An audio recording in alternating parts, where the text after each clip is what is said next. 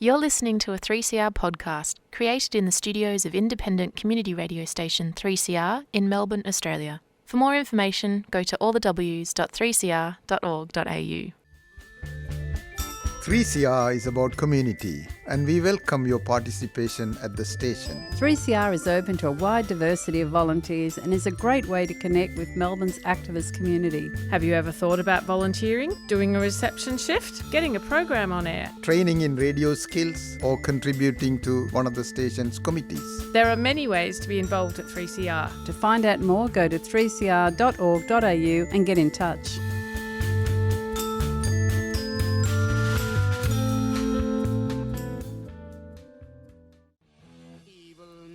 Plot destruction, sorcerer of death's construction, in the fields of bodies burning, as the war machine keeps turning, death and hatred to mankind, poisoning their brainwashed mind. Welcome to the Anarchist World This Week, broadcast across Australia on the National Community Radio Satellite. Listen to the Anarchist World This Week, Australia's sacred cow slaughterhouse. Listen to analysis of local, national, international events. Listen to analysis you'll never hear anywhere else.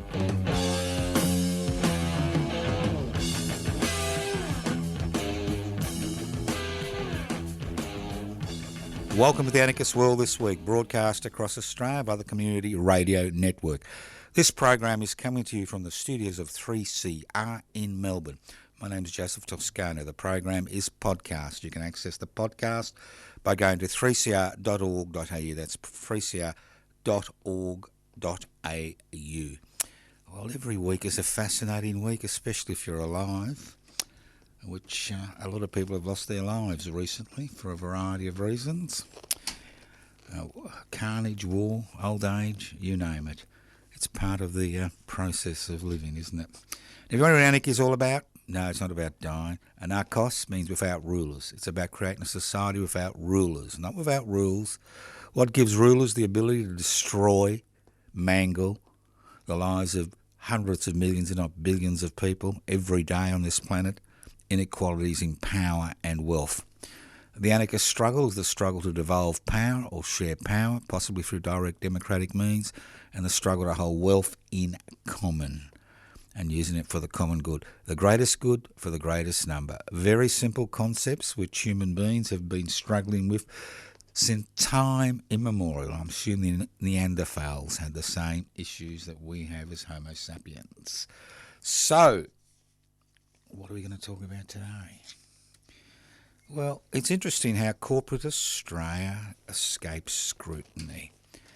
Now, currently, the current government is under a little bit of pressure, and the Prime Minister in waiting, our very own Mr. Peter Dutton, is waiting to rule the roost.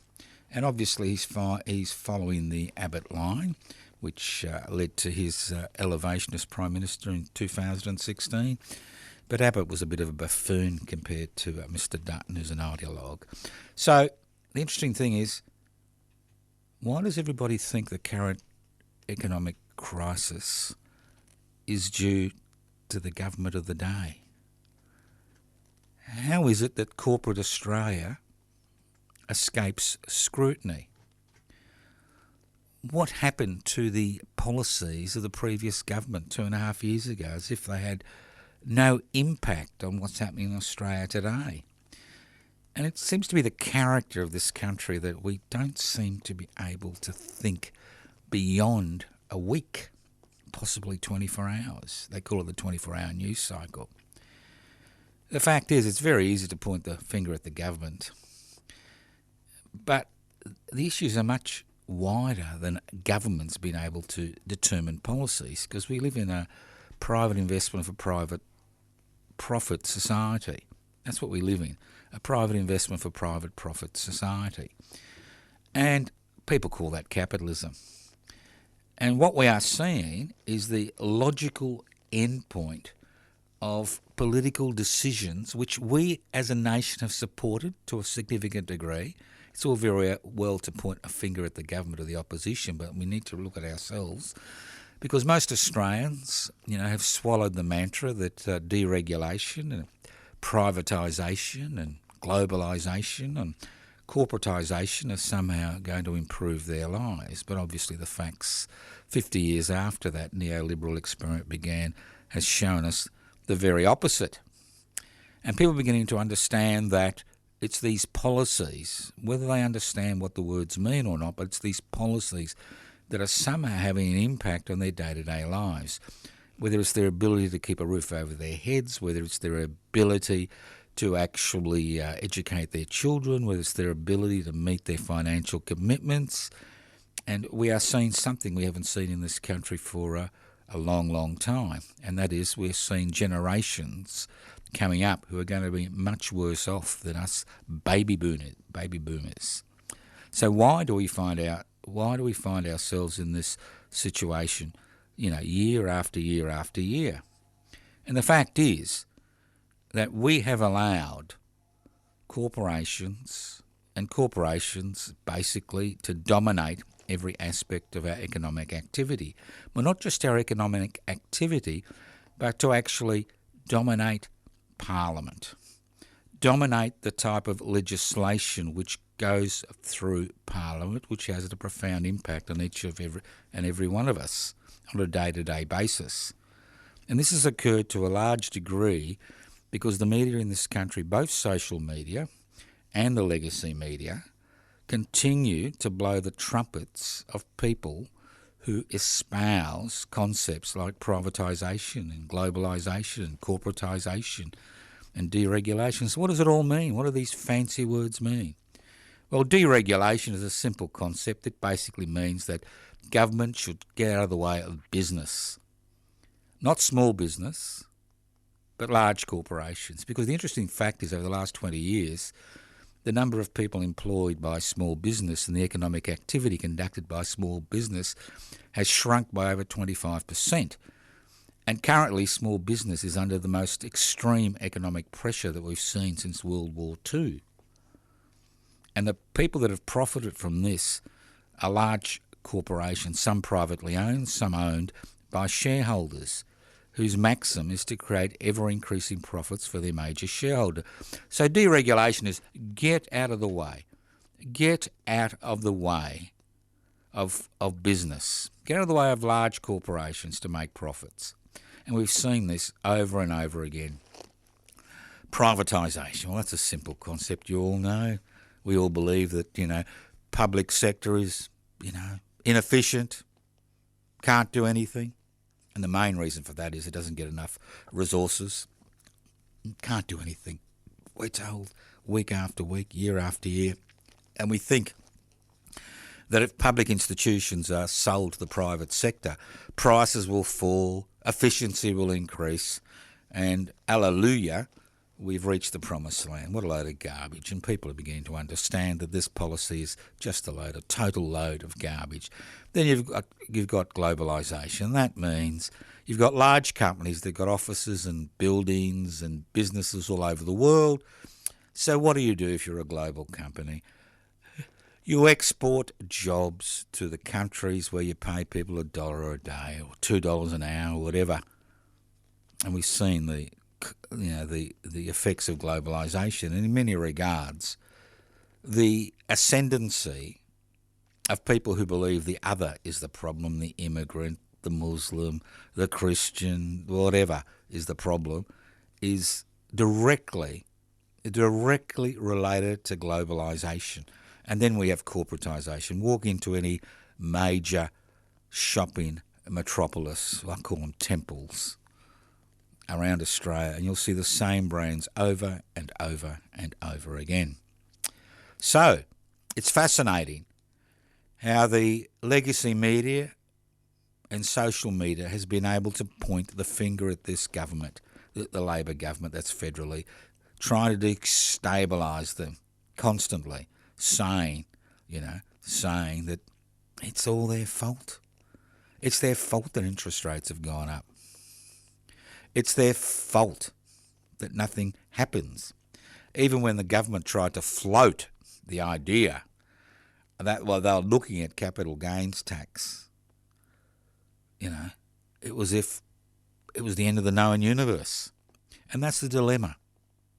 That is the dilemma we face, that while we allow corporate Australia and their international contacts to get away scot-free, like gods in the sky, while we quibble amongst ourselves about the most inane things, well then we find that government is in no position to actually change the outcome.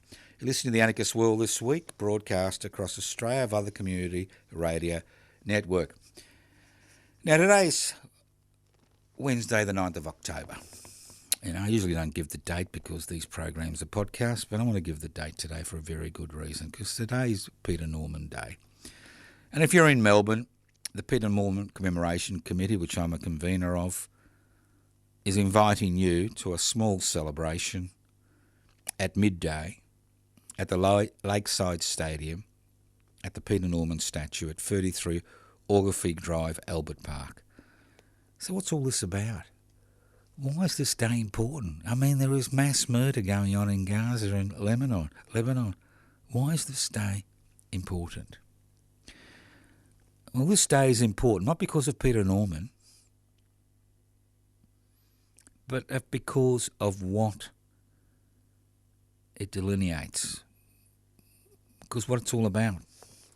And I'll give you a little bit of historical background. I know people don't love history, especially Australians. We like to think history began this morning when we woke up, but unfortunately it didn't. On the 16th of October, 1968, I nearly said 1868, 1968, at the Mexico Olympics, Peter Norman, an unknown Australian runner, won the silver medal in the 200 sprint, in the time, 200 metre sprint, in the time I think is 20.06 seconds, a record which I think still stands in Australia 56 years later. Extraordinary record. So we're not celebrating the fact that he won a silver medal. A lot of people win medals in Olympics, especially Australians. But Peter Norman featured in one of the most recognised pivotal moments in 20th century history. So what was that moment?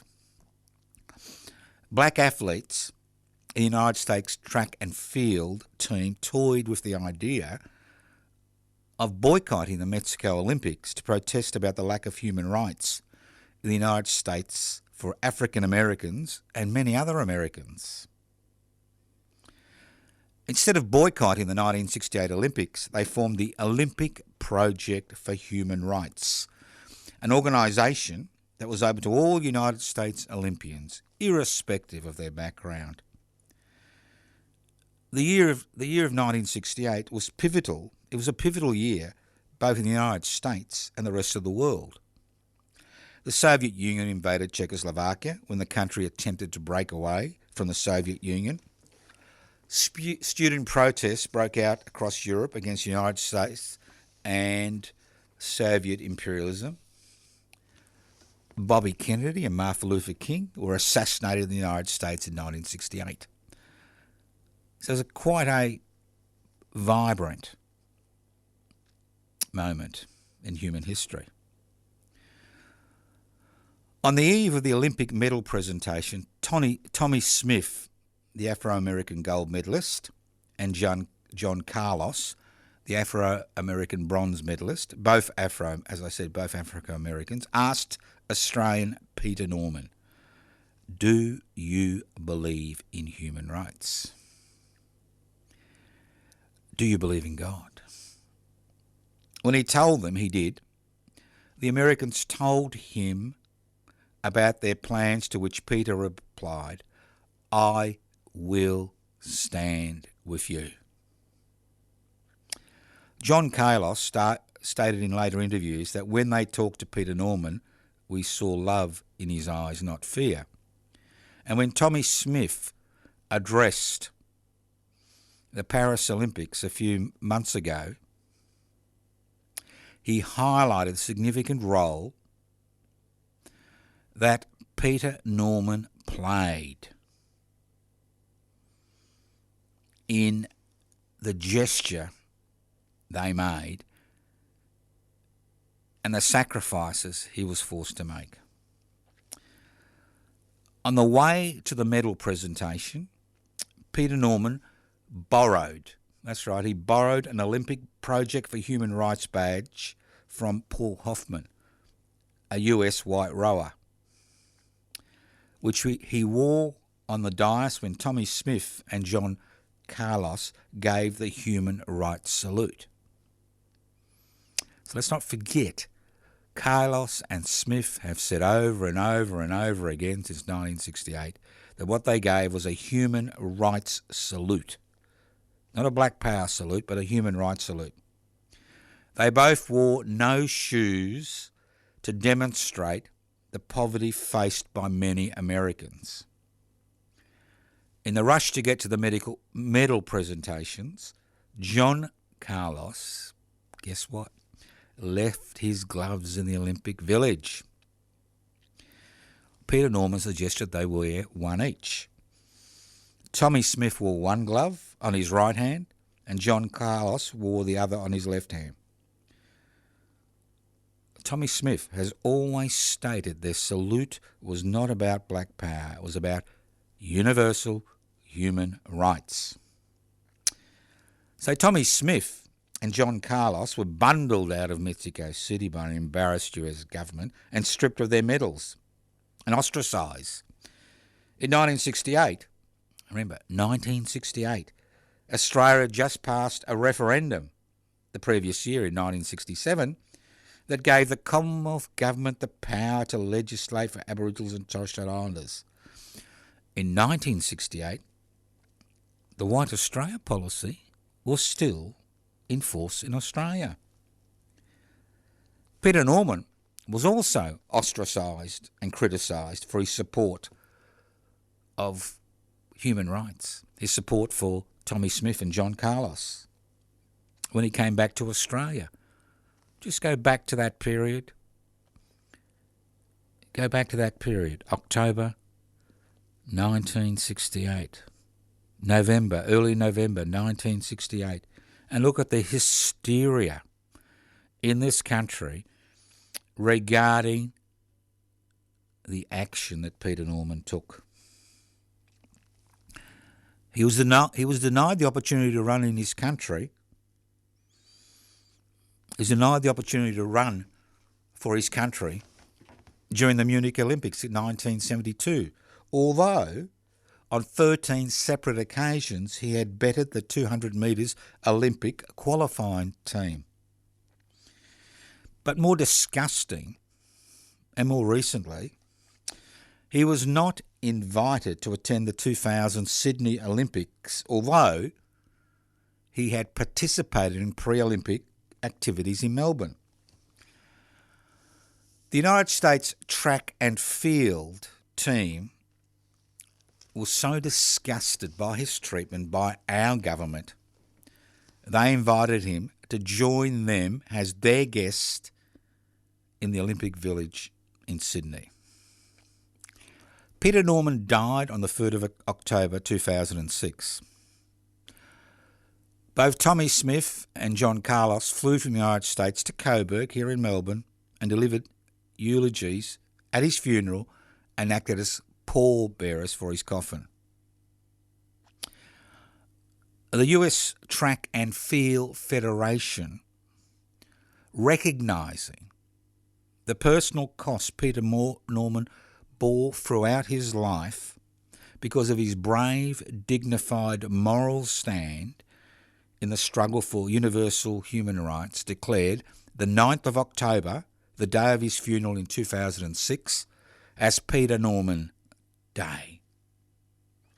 A day that is celebrated in the United States and almost totally ignored in Australia, his home country.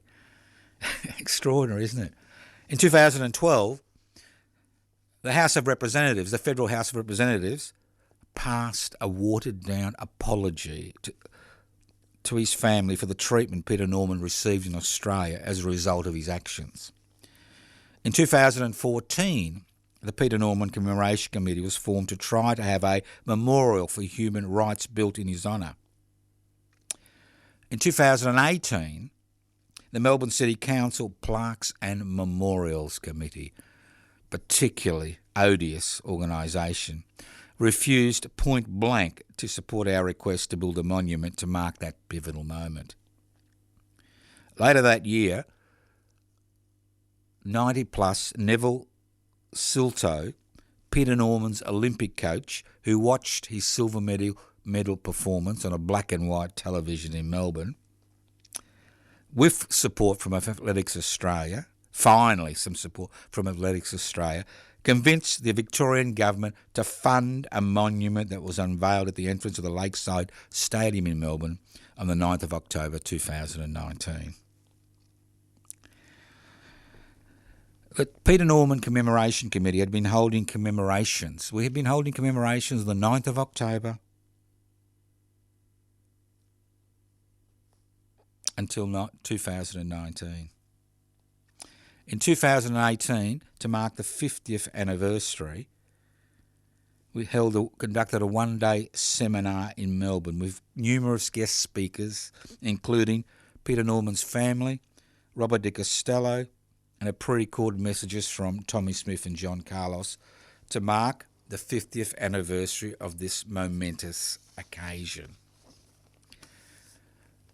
That, in my opinion, should have ramifications in Australia today.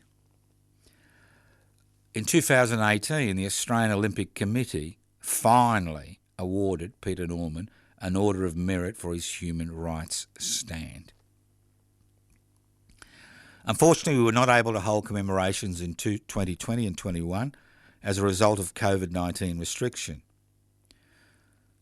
This year, as we've done in the past, we'll hold a small commemoration to mark Peter Norman Day, beginning at midday, that's right, midday on the 9th of October, at the Lakeside Stadium, at the Peter Norman statue, at 33 Orgafie Drive, Albert Park in Melbourne. You're all invited. And as I said last week, nothing stops you from holding your own celebration to mark what happened on that day. This is not just history. It's about each and every one of us. Because each and every one of us can find ourselves in the same situation that Peter Norman found himself in. We can walk away, or we can say, I will stand with you. And there's an interesting monument in the United States of America where there's a statue of Tommy Smith and a statue of John Carlos, and there's an empty place where Peter Norman's statue should be. And that's to highlight it's those of us who take that action to support causes and individuals and ideas which may seem unpopular at that particular time, for which we have to pay a personal cost for, which changes the world, which sets the wheels in motion for change. That's what Peter Norman Day is all about. Although Peter Norman gave us the structural framework for that day, for those ideas, the fact is that each and every one of us needs to stand up and be Peter Norman. So hopefully, after this program, we'll see you down there. And if you can't make it this year, make it next year. And if you can't make it next year, organise something in your part of the world. Listen to the Anarchist World this week, broadcast across Australia via the Community Radio Network. You know, things are pretty fascinating, aren't they, as far as Gaza and Lebanon is concerned. And I'm really interested in the concept of words, because you see, words create the structural framework for atrocities to occur. And it's interesting, but sad, regarding the words that are used to explain the current conflict, and how these words are twisted to dehumanise other people. And the fact is that the Nazis were very successful at dehumanisation, as were the slave owners we've had through history. When we consider somebody to be less than human, then it's easier to kill them, because we feel no trauma, no grief. Although trauma and grief from trauma is universal. It's universal. It doesn't matter who you are. If somebody close to you is murdered or killed or dies, we feel grief. But somehow, levelling a community with bombs somehow is acceptable. Invading another nation is acceptable. Killing thousands of children is acceptable. And we become apologists for what's happening. We're like people watching a horror movie, not understanding that the horror movie is not a horror movie, it's reality. So how do we become dehumanised to such a degree that we shrug our shoulders and feel no grief, feel no horror, feel no pain, when fellow human beings are treated in such a manner? And it's the way we use words. And it's fascinating. On the 7th of October, the 1,200 people that were killed and the 200 plus that were kidnapped, but the 1,200 that were killed were murdered, right? They were murdered, right? Now, I've got no problem with that definition. They were murdered by non-state actors. Fine. They were murdered. It's not fine, but they were murdered. But when people in authority and the media talks about the 42,000 Palestinians and I think about 15,000, 16,000 children who've been murdered in Gaza by bombs, drones, collapsing buildings, they're killed. It's as if the state actors cannot murder people. They can only kill them.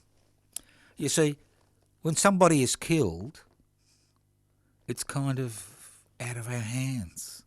We don't feel the same revulsion. We don't feel the same anger, angst, because they've been killed. They haven't been murdered. So, if you disbelieve me, which I'm happy for you to do so, I suggest you go back. Listen to the coverage on the 7th of October.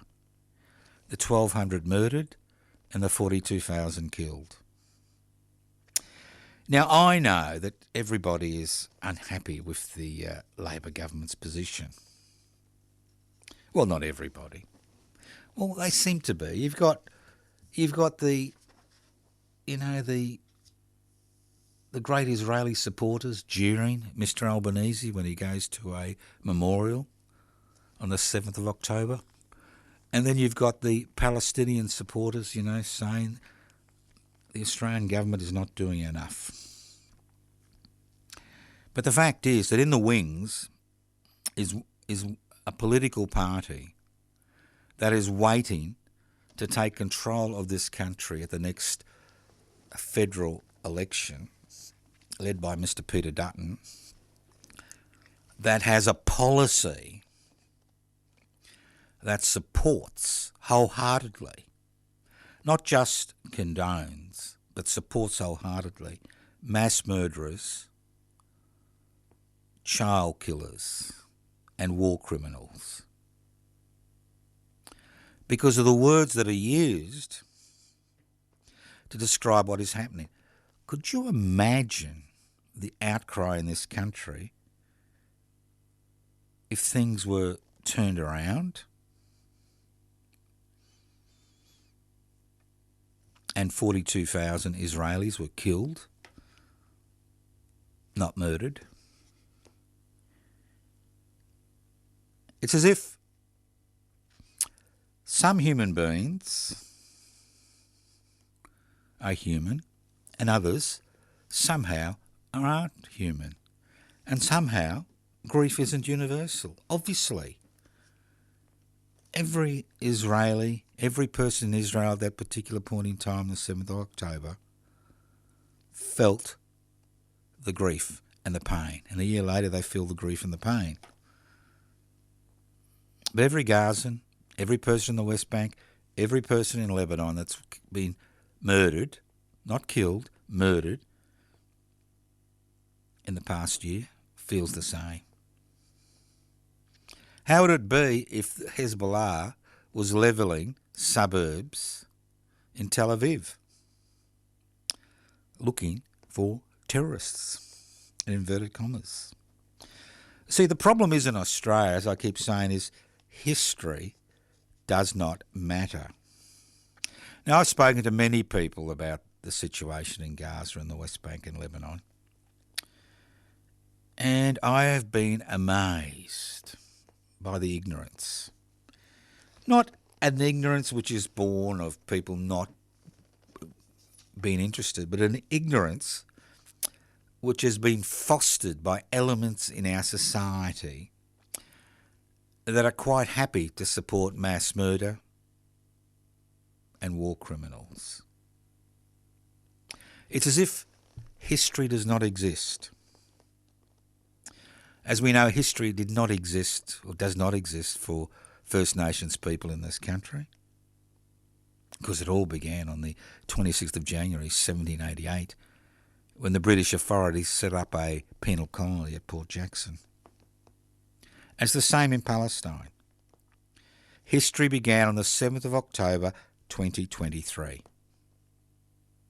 That's what it began. You had these subhuman creatures break out of Gaza and murder 1,200 people living in Israel.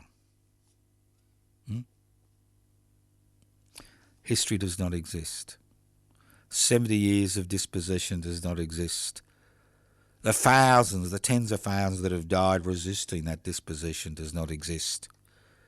The fact that Gaza was nothing more than the world's biggest prison since 2016 when Hamas was elected into government does not exist.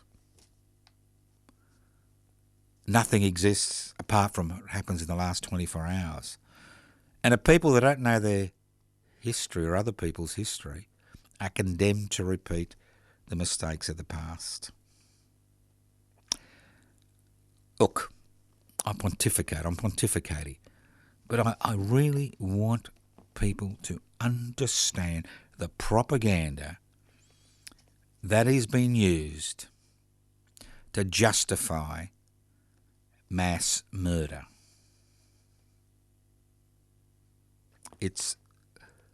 And all you need to do is listen to the interviews, listen to those in authority, listen to the words, and you can understand how words can be used and are used consistently, not just in the Middle East, but all over the world, to create the structural framework for committing atrocities and shrugging off those atrocities as just a way of defending ourselves. This is the Anarchist World This Week, broadcast across Australia by the Community Radio Network. Well, in many ways what happened on the 7th of October was very, very fortuitous for Australians, because the defeat of the voice referendum a few days earlier was suddenly forgotten. And like everything else, we just buried it away. The defeat of the voice referendum, buried. forgotten.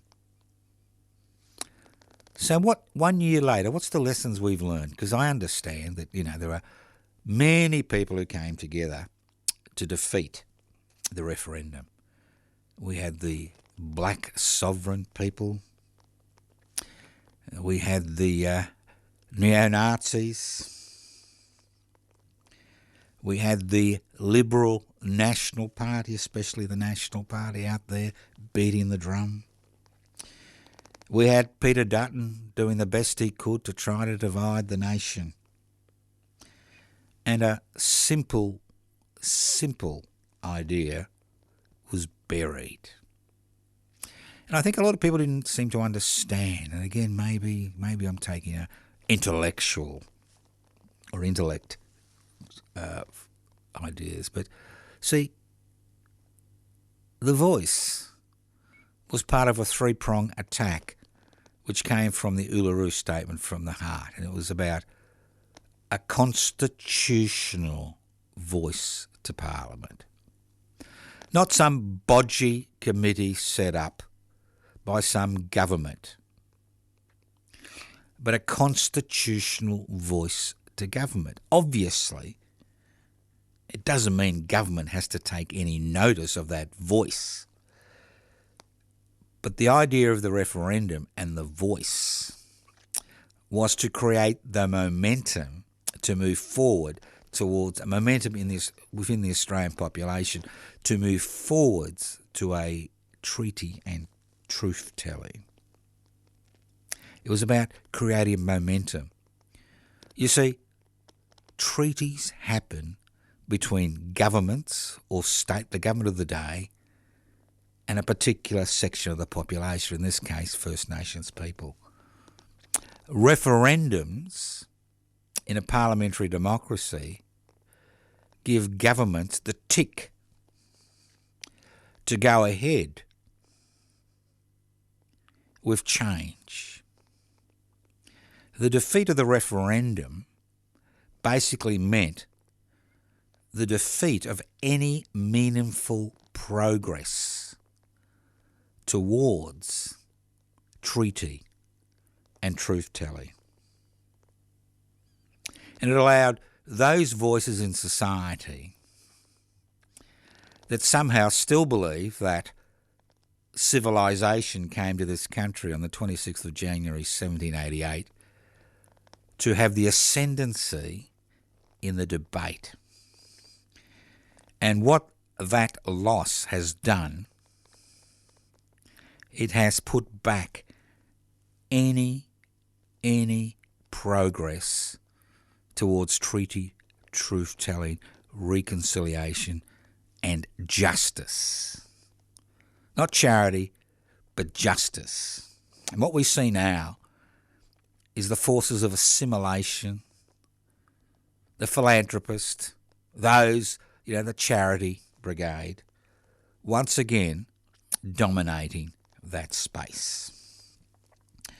All I can say is I'm so glad my wife, who was a Torres Strait Islander, died in 2017 and she didn't see this schmozzle.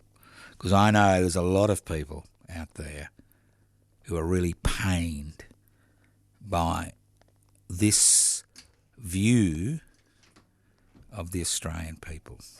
You're listening to The Anarchist World This Week, broadcast across Australia via the Community Radio Network. This program is streaming live on 3cr.org.au. Now, I don't believe in gravity. Do you know that? I don't believe in gravity. Because I believe in something, does that mean it's real? I may not believe in COVID-19. I may not believe the earth is flat.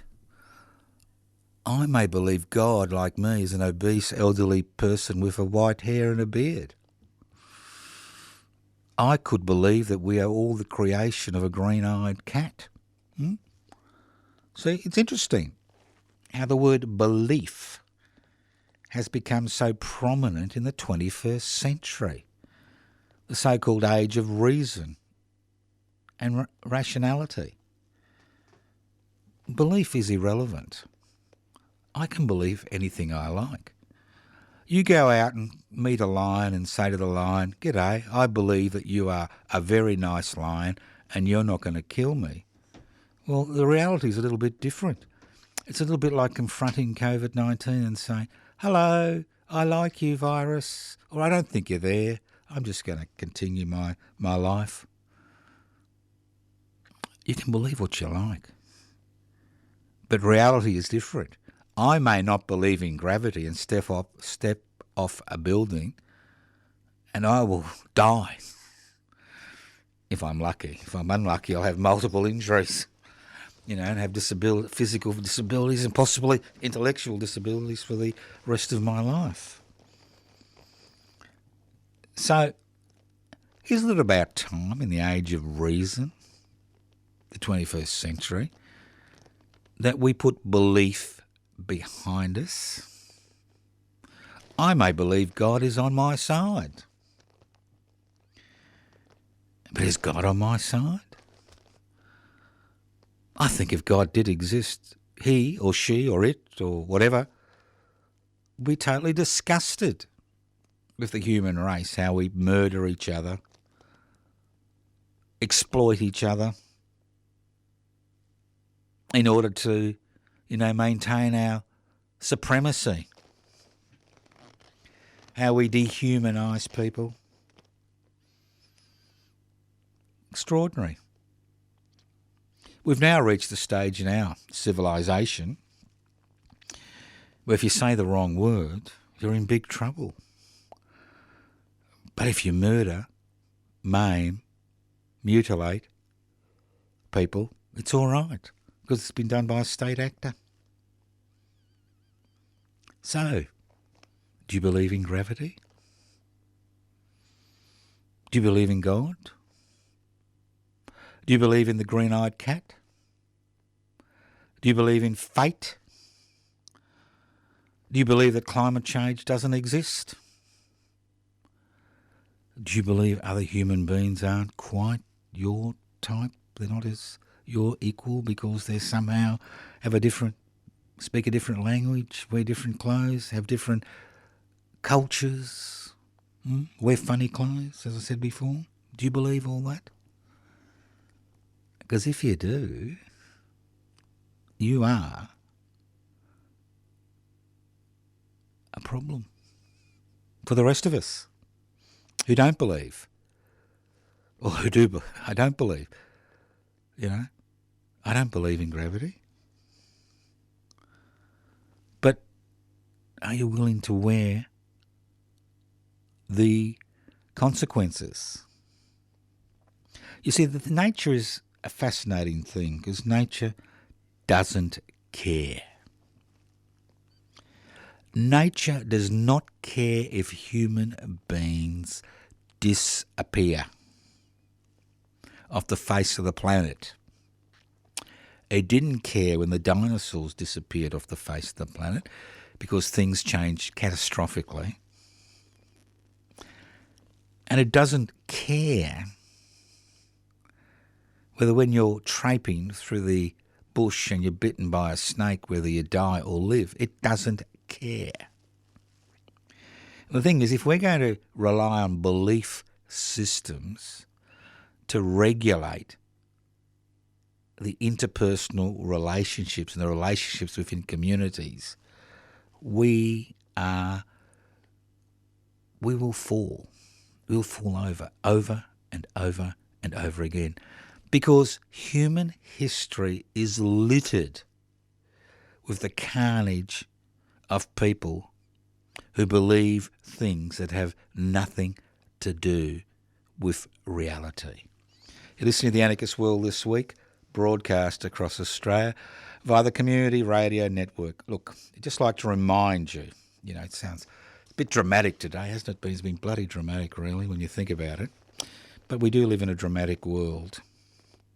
Although let's not forget that when the Mongols broke out of Mongolia under Genghis Khan, they killed 10% of the world's population in 20 years. We haven't reached that stage today. Now, I'd just like to remind you that on the 3rd of December 2024, the Reclaim the Radical Spirit of the Eureka Rebellion Celebrations Group, part of the Anarchist Media Institute, in collaboration with Ballarat and Western Regions Trades Hall, will be hosting the 170th Reclaim the Radical Spirit of the Eureka Rebellion celebrations in Ballarat. That's right, in Ballarat on the day, which is a Tuesday. Now, obviously, there'll be celebrations on the weekend before and the weekend after by various, councils and community groups. But we celebrate on the day with the Ballarat and Western Regions Trades Hall. And open invitation to anybody who'd like to come along. 4 a.m. start for the Eureka Dawn ceremony at the corner of Eureka Street and Stall Street in Ballarat, near the 1884 memorial which was set up by the Victorian government, which sent 4 cannons to Ballarat, which were established in what they believed was the site of the rebellion. Don't ask me why they sent 4 used cannons up there, but that's where they are and that's where we will be. That goes to about 6 a.m. to daybreak. It's quite a extraordinary moment. We've been doing this now. I think this will be the 22nd year. Then we have a communal breakfast between 6 and 9 a.m. You're welcome to come. Conversation, talking, bring food and drinks. We don't cater. Bring food and drinks. It is a communal event. It's not about some organisation, or laying on a spread for you. It's a communal event. Bring food and drinks if you want to be part of the breakfast. Then at 10 a.m. we meet at Bakery Hill to present the Eureka medals for this year, 6 Eureka medals, which we've presented to activists who mainly, in most cases, who for a long period of time have been trying to improve people's lives, people who will never be honoured, in inverted commas, in the Australian Honours List, which occur, interestingly, on Invasion Day and the King's birthday. Could you imagine that? They're the 2 days. If you get an Australian honour, you can actually receive that honour publicly. Extraordinary, isn't it? And then from Bakery Hill, we make our way to the old Ballarat Cemetery, to the mass graves of the Eureka rebels, again to pay our respects. From there, we go down to the Ballarat Trades Hall in Camp Street in Ballarat. You know why it's called Camp Street? Because that's where the soldiers were camped. And for a late lunch, which is provided, usually a barbecue provided by Ballarat Trades Hall. And then at around 3 p.m. we'll be meeting down at the Eureka Centre, where I'll be giving a talk about the Eureka flag, in front of the Eureka flag. And that evening, we're hoping, hasn't been confirmed, we're hoping to organise a dinner starting at 6 p.m. So it's a long day. It may be a work day for many of you. Encourage you to come along and celebrate. Why? Well, you see, the Eureka Oath is an extraordinary little few words. I mean, there's a lot of oaths in the world, oaths to kill this and oaths to kill that and oaths to do this.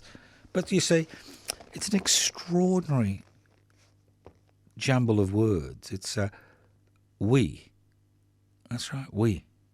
You, me, black, white, pink, people with 3 houses, people with 1 house, people with red hair, pink hair, we. We swear by the Southern Cross. Now, a lot of people think that this was a Christian analogy. Well, it wasn't. There are 2 constellations or stars that you can see in the Southern Hemisphere that you can't see in the Northern Hemisphere, and that's the Southern Cross and the Morning Star. And interestingly, the Morning Star is the symbol of the West Papuan independence movement, which for the last 10 years has been active participants in the Reclaim the Radical Spirit of the Eureka Rebellion celebrations held in Ballarat. So if you were living in a tent city in 1854, maybe you were playing some cards or doing something else, but the fact is there was no internet, no electricity. You kind of you buggered after looking for gold, which you never found, and you look up in the sky and what do you see? The Southern Cross. That reminds you, you have left the horrors of the old world behind. You have come to this new land to build your future. We swear by the Southern Cross to stand truly by each other. Well, that's the essence of struggle, isn't it? Whether it's trade unionism, whether it's struggle for change, standing by each other, solidarity. We swear by the Southern Cross to stand truly by each other and fight. That's right, fight. It's interesting that if you look at Eureka history, which I've done for a long period of time, at one period the word fight was removed from the Eureka oath. Extraordinary. And when I was asked to proofread the Eureka book by, God, I've forgotten his name. It doesn't matter. It was interesting that the word fight wasn't in the Eureka oath, but obviously it was reinserted. We swear with the Southern Cross to stand truly by and fight to defend our rights and liberties. So in 1854, this ragtag group of rebels and failed revolutionaries from the Northern Hemisphere recognised they were born with inalienable rights and liberties. And those people who say, well, what's this got to do with this country's First Nations people? What's this got to do with a range of people? Well, this was an internationalist revolution. The first person tried, right? The first person tried for high treason was John Joseph, a black American from New York, who was in the Eureka stockade, who shot the deputy leader, Captain Wise, who died of his wounds. The list goes on and on. First Nations people. Raphael Caboni, the elected leader of the non-English speaking rebels, lived with the Aboriginal people in Ballarat. He saw them as victims of British colonialism. And he wrote a little opera, which has never been performed, called Gilbernia, which highlighted the way they had been exploited in order to increase profitability for their colonial masters. You're listening to the Anarchist World This Week, broadcast across Australia via the Community Radio Network. My name's Joseph Toscano. This program has been streaming live on 3cr.org.au. The program is podcast. You can access the podcast by going to 3cr.org.au. There are many podcasts of the Anarchist World This Week. I encourage you to, kind of let your friends know about it. As I said at the beginning of the program, anarchism has got a bad rap. I don't know why it's got a bad rap. It's not because we're mass murderers or because we're chaotic. It's because we don't believe, I've used the word believe, that rulers should have the power to determine the lives of hundreds of millions of people. You've been listening to the Anarchist World This Week. Our YouTube channels, Public Interest Before Corporate Interests, web page. You can join Public Interest Before Corporate Interests today. Go to pibci, pibci.net, pibci.net. You can go to the Anarchist Media Institute page, anarchistmedia.org, YouTube channels, you name it, Facebook pages, we've got it. But more importantly, do you have it?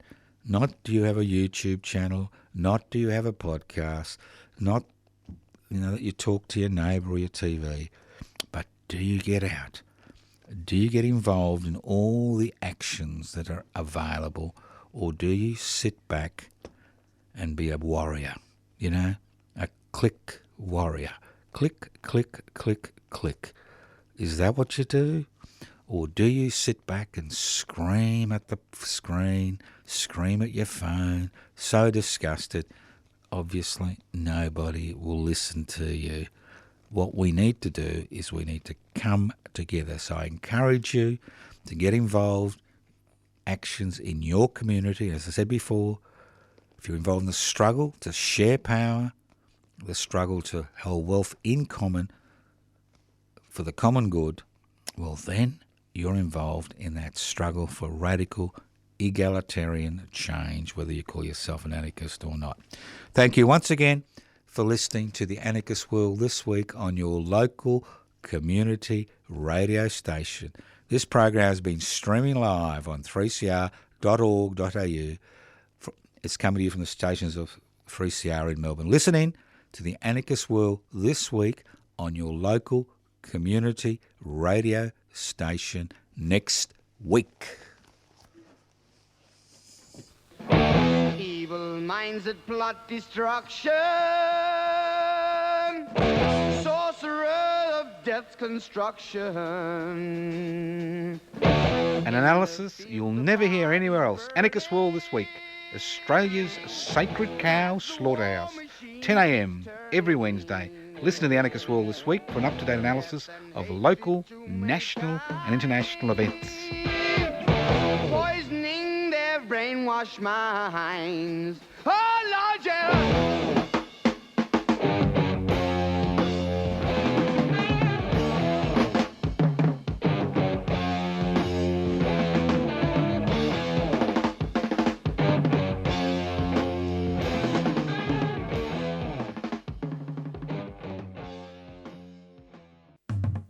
Public transport's great. What's not great is that unless you've got a radio with you, you can't listen to 3CR when you're on it. Until now. The Community Radio Plus app lets you listen to us wherever you are. Get on board and search Community Radio Plus wherever you get your apps. Time's on my mind when I had you by my side. Am I thinking loud? Do I want you around? You've been listening to a 3CR podcast produced in the studios of independent community radio station 3CR in Melbourne, Australia. For more information, go to allthews.3cr.org.au.